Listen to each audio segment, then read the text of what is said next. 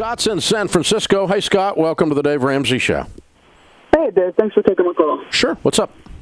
Hey, so I got a question for you. So my dad has a small business. He does underground utilities. And I've been working with him for about 7 years now, and it's getting more serious. I just started a family, so I'm trying to take over the business and kind of make things better. And every time around this time of the year, he wants to buy new trucks, new tractors, because he starts panicking because it's getting close to tax season. And he seems to think that's the best way to offset the amount he's going to owe for taxes, rather than saving money. He's never been able to save he's been in business over 25 years, and he's never been able to save, really. Well, that's why. Is because he keeps spending money on debt to buy stuff that he doesn't even need to save on taxes. All right. The math that he's doing is unbelievably faulty. Okay, so let me give you an example. What would be a typical purchase? What would be the size of the equipment? A $50,000 item, $100,000 item? What? Yeah, $50,000. Okay, so if he buys a $50,000 item, in years past he could not write that all off in 1 year.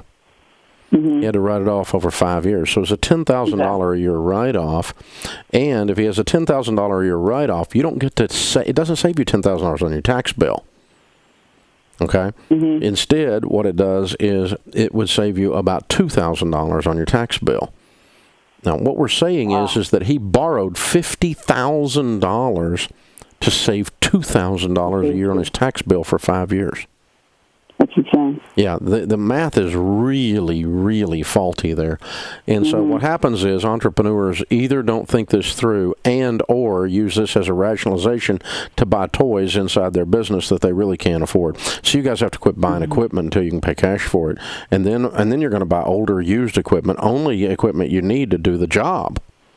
We don't buy anything here in our office if we don't have to have it to get the job done. We don't buy anything for the tax write-off.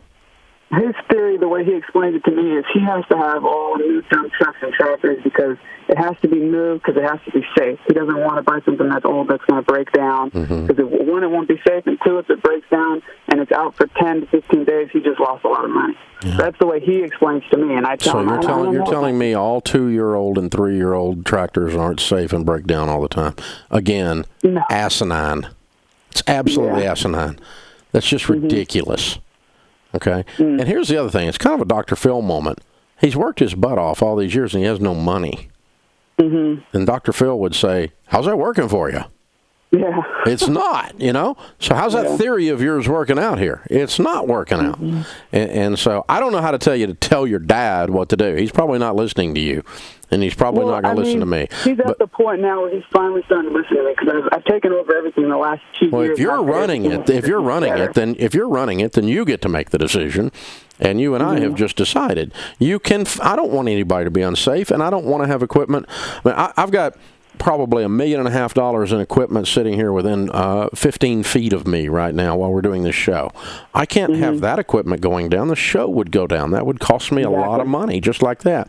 But we also don't buy equipment we don't need, and then we make a decision whether we're going to buy it new, and we certainly pay cash for it. Whether it's cameras or computer systems, and in your case, it's actually heavy equipment. We don't own any heavy equipment.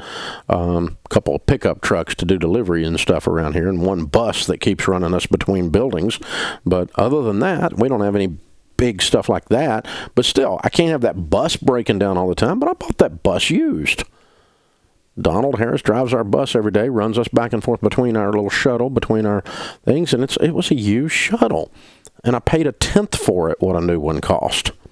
And it's broken down a couple times, and we rented a shuttle for that day when it broke down, kept moving, put it in the shop and fixed it. But, for that little bit of inconvenience, it's safe, and it's been reliable enough to get the job done and not shut us down. And so that's a minor example, but it's filling in the same metaphor. And so, you can make this work. Buy used, pay cash for your equipment. Otherwise, all you do is work for nothing. All you do is end up with no money for all your work because the heavy equipment dealer gets all your money, and that just doesn't work for me. I don't want to live that way.